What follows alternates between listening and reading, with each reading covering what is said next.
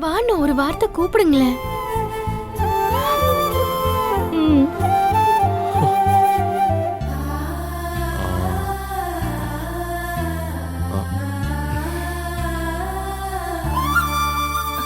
டேய்,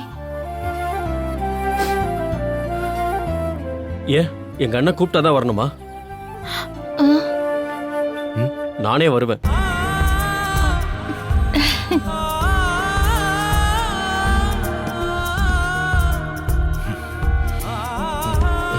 அண்ணா, சத்தியமா நான் எந்த தப்பும் பண்ணலண்ணே.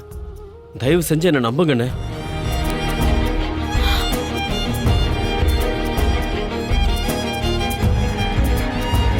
அண்ணா, என்ன மன்னிச்சிருங்க.